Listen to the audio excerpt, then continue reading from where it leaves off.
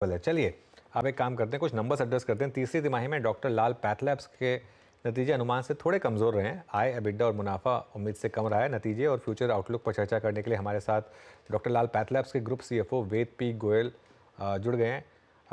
Goyal ji, good morning. Year on year growth है, लेकिन थोड़ा मार्केट इससे ज़्यादा ग्रोथ एक्सपेक्ट कर रहा था शायद।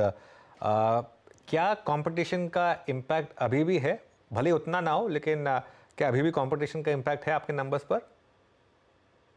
गुड मॉर्निंग अनुज जी। देखिए नंबर थोड़े हमारे अनुमान से कम है, लेकिन जो अ, हमने कहा डबल डिजिट की ग्रोथ है वो हमेशा हमने मेंटेन की है। और अगर देखेंगे पूरी इंडस्ट्री में we are the leader, not in this quarter, but आप पिछले 2-3 साल देखेंगे तो हम मार्केट में इंडस्ट्री लीडर रहे हैं in terms of growth, margins, everything. कुछ कारण थोड़ा सा स्लो डाउन का ये रहा कि सीजनल और जो फेस्टिवल थे इस साल में वो थोड़े डिफरेंट थे पिछले साल से। और कुछ लास्ट ईयर का थोड़ा बेस का भी इम्पैक्ट था, इसलिए थोड़े हमारे नंबर अभी 10.2 की हमारी ग्रोथ दिखी है। लेकिन हम बहुत होपफुल हैं कि आने वाले टाइम में ये ग्रोथ और यहाँ से अच्छी रहेगी।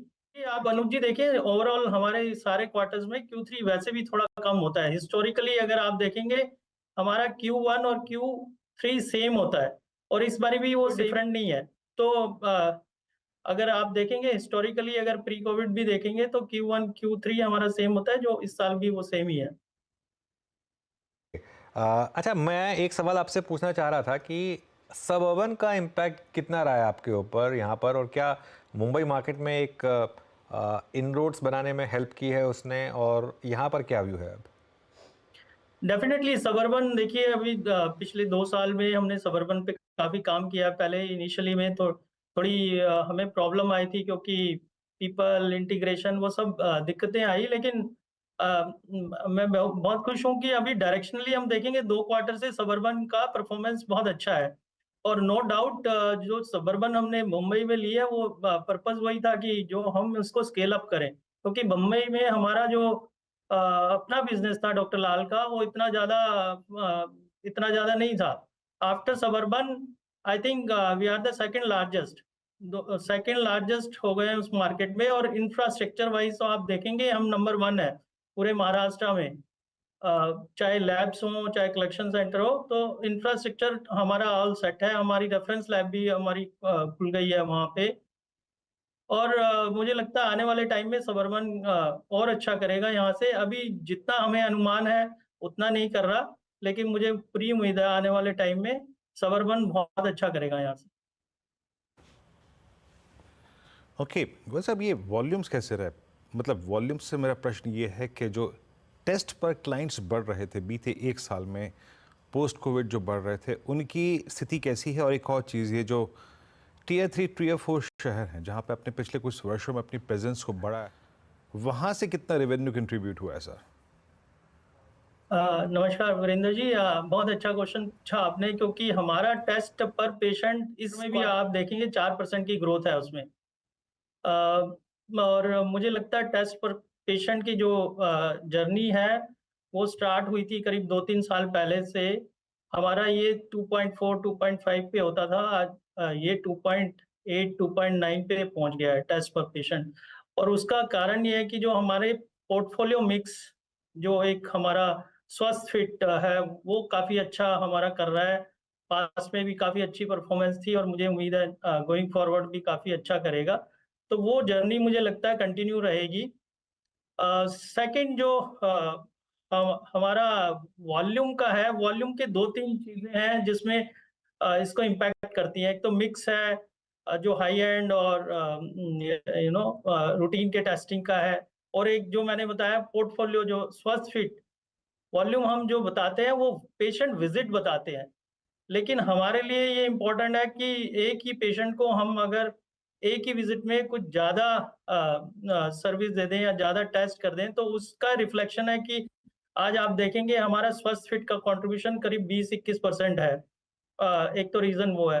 सेकंड क्वेश्चन आपने टियर 3 टियर 4 से पूछा, वो बहुत अच्छा हमारा कर रहा है। इनफैक्ट हमने स्लोली इनरोड किए टियर 3 एंड डाउन, उसमें आज हमारी 34% रेवेन्यू इस टियर 3 प्लस एरिया से आती है। और उसकी अगर रेवेन्यू ग्रोथ देखेंगे हम पिछले 3 साल 4 साल की, तो 18% की CAGR ग्रोथ है वहाँ पे। और मुझे लगता है कि आने वाले टाइम में, क्योंकि जो पॉपुलेशन वहाँ पे बैठी हुई है टियर 3, टियर 4, टियर 5 में and down the line rural also, तो ये अगर हमारी जर्नी और ये ग्रोथ ऐसे ही रहती है, तो हमें बहुत उम्मीद है इस टियर 3, टियर 4 टाउन से। और ये हम और डीपर जा रहे हैं। अभी हमारी जो कोर ज्योग्राफी है नॉर्थ और ईस्ट, वहाँ पे देखेंगे बहुत स्कोप है। सिटी जैसे वे- हम अभी बड़ी-बड़ी सिटीज़ में हैं, लेकिन हाँ, उनके नीचे हम अभी गोयल साहब, ना। जी। गोयल साहब, I got your point. I mean मुझे वॉल्यूम्स के दृष्टिकोण से और टियर 3 टियर 4 से मिल गया। एक और बात आपको, अभी आपने अनुज जी के प्रश्न के उत्तर में मुंबई का जिक्र कर ही दिया। नॉर्थ इंडिया में आपकी प्रेजेंस को देख ही रहे हैं। अगले 1 साल में आप क्या मानते हैं? आई मीन साउथ से आपका कितना रेवेन्यू आ जाएगा? वहाँ क्या एक्सपेंशन प्लान है आपके? देखिए, साउथ में हमारे 2 प्लान हैं। एक तो ऑर्गेनिकली हमारा इंजन चल रहा है, हम एक्सपेंशन कर रहे हैं। हमारी इन्वेस्टमेंट भी आप देखेंगे, हमारी काफ़ी नई लैब जो साउथ में ही आई हैं, और आने वाले टाइम में भी हम साउथ पे बहुत फोकस है। पर एक्स्पोनेंशियल ग्रोथ के लिए साउथ में मुझे लगता है हम इनऑर्गेनिक भी एक ऑप्शन है हमारे पास, और हमारे पास काफ़ी कैश भी है। तो साउथ एक एरिया है जहाँ पे हम ऑर्गेनिक और इनऑर्गेनिक बहुत उस पे हमारा फोकस है। अभी साउथ में ज़्यादा हमारा कंट्रीब्यूशन नहीं है, 7-8% रेवेन्यू साउथ से आती है। पर मुझे लगता है आने वाले टाइम में साउथ में बहुत पोटेंशियल है, और ऑर्गेनिक और इनऑर्गेनिक इंजन दोनों मिला के हमें लगता है साउथ में भी हमारा काफ़ी सब्सटेंशियल पोर्शन होना चाहिए फ्यूचर में। ऑलराइट, गोयल जी बहुत बहुत शुक्रिया आज हमारे साथ जुड़ने के लिए और हमसे बात करने के लिए। ऑल द बेस्ट आपको आगे के फ्यूचर प्लान्स के लिए। Thank you. चलिए अब आगे बढ़ते हैं और वो जो हमारा बिग इंटरव्यू हुआ था फ्राइडे को उसकी बात करते हैं। SBI और ONGC में भी अपनी हिस्सेदारी बेचने के लिए सरकार को परहेज नहीं है। बजट के बाद ये सबसे बड़े इंटरव्यू में वित्त मंत्री ने इस बात के संकेत दिए हैं। नेटवर्क 18 के editor in chief Rahul Joshi से खास बातचीत में उन्होंने कहा कि ब्लू चिप PSUs में भी वो 49% या उससे कम हिस्सेदारी रखने को तैयार है। बता दें कि मनी कंट्रोल पर दिए गए विचार एक्सपर्ट्स के अपने निजी विचार होते हैं। वेबसाइट या मैनेजमेंट इसके लिए उत्तरदायी नहीं है। यूजर्स को मनी कंट्रोल की सलाह है कि कोई भी निवेश निर्णय लेने से पहले सर्टिफाइड एक्सपर्ट की सलाह लें।